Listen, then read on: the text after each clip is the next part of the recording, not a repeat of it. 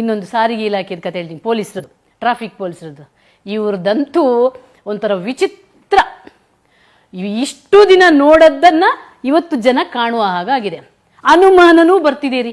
ಅಲ್ಲ, ಟ್ರಾಫಿಕ್ ಪೊಲೀಸರಿಗೆ ಈ ರೀತಿ ದಂಡವನ್ನು ಇದು ಮಾಡುವಂಥ ತಗೊಳ್ಳುವಂಥ ಕೆಲಸ ಇದೆಯಲ್ಲ, ಯಾಕೆ ಬಂತು? ಯಾಕೆ ಈ ರೀತಿ ಹಪಾಪಿ ಏನು ರಾಕ್ಷಸರ ರೀತಿಯಲ್ಲಿ ಪೊಲೀಸರು ವರ್ತಿಸ್ತಿದ್ದಾರೆ? ಹಿಡ್ಕೊಳ್ಳೋದು, ಹೆಲ್ಮೆಟ್ ಇಲ್ಲ ಅಂದರೆ ಹೆಲ್ಮೆಟ್ ಅದಿದ್ದೇ ಇರುತ್ತೆ ಬಿಡಿ, ನೀತಿ ನಿಯಮದ ಕೊನೆಗೆ ಏನೂ ಇಲ್ಲ ಅಂದರೆ ಮಾಸ್ಕ್ಗೂ ಕೂಡ ದಂಡ ಹಾಕ್ತಾ ಇದ್ದಾರೆ. ಅದು ಏನು, ಹೆಜ್ಜೆಗೆ ಗಲ್ಲಿಗೆ ಒಬ್ಬ ಇಬ್ಬಲ್ಲ 5 ಜನ ಪೊಲೀಸರು ನಿಂತು ಬಿಟ್ಟಿದ್ದಾರೆ.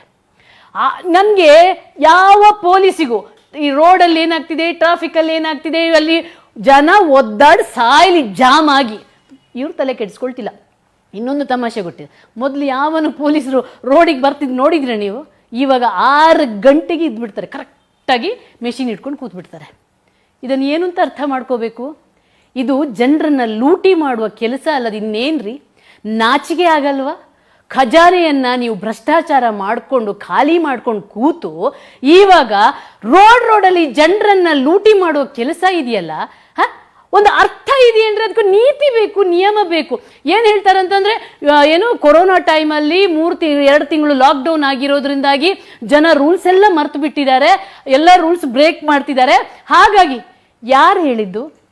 ಲಾಕ್ಡೌನ್ ಟೈಮಲ್ಲಿ ಜನ ರೋಡಿಗೆ ಇಳ್ದಿಲ್ಲ, ಇನ್ನೇನು ರೂಲ್ಸ್ ಕಾಪಾಡೋದು? ನೀವೇ ತಾನೇ ಲಾಠಿ ಹಿಡ್ಕೊಂಡು ಹೊಡಿತಿದ್ದಿದ್ದ ಅವಾಗ, ಹೌದು ತಾನೆ? ಆವಾಗ ಯಾರು ಇಳ್ದಿದ್ರು ರೋಡಿಗೆ? ಸರಿ, ಆನಂತರ ನಿಮ್ಗೇನೇನಾಗಿತ್ತು? ರೂಲ್ಸ್ ಫಾಲೋ ಮಾಡಕ್ಕೆ ಹೇಳಕ್ಕೆ ಜನರಿಗೆ ಏನಾಗಿತ್ತು? ಏಕಾಏಕಿ ಕಳೆದ ತಿಂಗಳು ಮತ್ತು ಈ ತಿಂಗಳಿಂದ ಒಂಥರ ದರೋಡೆಕೋರರ ಥರ ನಿಂತು ಬಿಟ್ಟಿದ್ದೀರಲ್ಲ ಗಲ್ಲಿಯಲ್ಲಿ. ಯಾರ ಹತ್ರ ಹಣ ಇದೆ ರೀ ಈಗ? ಇದು ನಿಜವಾಗ್ಲೂ ಕೂಡ ಬ್ರಿಟಿಷರ ಕಾಲದ ಆಳ್ವಿಕೆ ನೆನಪಾಗುತ್ತೆ. ಮೊದಲೆಲ್ಲ ಬ್ರಿಟಿಷರು ಬಂದಾಗ ದುಪ್ಪಟ್ಟು ತೆರಿಗೆ ತಗೊಳ್ತಿದ್ರಂತೆ. ಆ ಕತೆ ಈಗ ನೆನಪಾಗುತ್ತೆ. ಈ ಕೊರೋನಾ ಅನ್ನುವಂಥ ಬರ ಇದೆಯಲ್ಲ, ಜನರನ್ನ ಕೈಯಲ್ಲಿ ಏನೂ ಇಲ್ಲದಂಗೆ ಮಾಡಿದೆ. ಆ ಬರದ ಟೈಮಲ್ಲಿ ನೀವು ಈ ರೀತಿ ಒಂದು ಕಡೆಯಿಂದ ಟ್ರಾಫಿಕ್ ಪೊಲೀಸರ ಕಾಟ, ಇನ್ನೊಂದು ಕಡೆಯಿಂದ ನೀವು ಬೆಸ್ಕಾಂನವರ ಬಿಲ್ಲಿಗೆ ತಲೆ ಇಲ್ಲ ಬುಡ ಇಲ್ಲ, ಬಾಯಿಗೆ ಬಂದಂಗೆ ಬಿಲ್ ಹಾಕ್ತಿದ್ದಾರೆ. ಆಯ್ತಾ? ಅದು ಆಯ್ತು. ಇನ್ನು ಆರ್ ಟಿ ಒದವರು ಬಿಡಿ, ಅವರು ಈಗ ಗೋಣಿ ಚೀಲ ಹಿಡ್ಕೊಂಡೇ ಕೂತು ಬಿಟ್ಟಿದ್ದಾರೆ.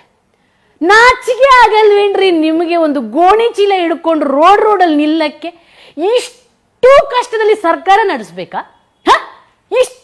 ಇಷ್ಟು ಭಿಕ್ಷೆ ಬೇಡ್ಕೊಂಡು ನಿಮಗೆ ಸರ್ಕಾರ ನಡೆಸ್ಬೇಕಾ? ನನಗೆ ಆಶ್ಚರ್ಯ ಅನ್ಸ್ಬಿಡುತ್ತೆ. ಆಯ್ತಾ? ಆರ್ ಟಿ ಒದವ್ರದ್ದಾಯ್ತು ಕತೆಗಳು. ಇನ್ನೊಂದು ಬಸ್ ಪಾಸ್ ಒಂದು ಜಾಸ್ತಿ ಮಾಡೋಕ್ಕೆ ಮತ್ತೆ ಮನೆಗೆ ಬಂದು ಈ ಸಲ ತೆರಿಗೆ ಎಕ್ಸ್ಟ್ರಾ ಕೊಡಬೇಕು ಅಂತ ಕೇಳೋದೊಂದು ಬಾಕಿ ಆಗಿದೆ. ಮತ್ತೆಲ್ಲವೂ ಆಗ್ತಾ ಇದೆ ಅಲ್ಲ, ಅದು ದಿನಗಳು ಬರಬಹುದೋ ಏನೋ.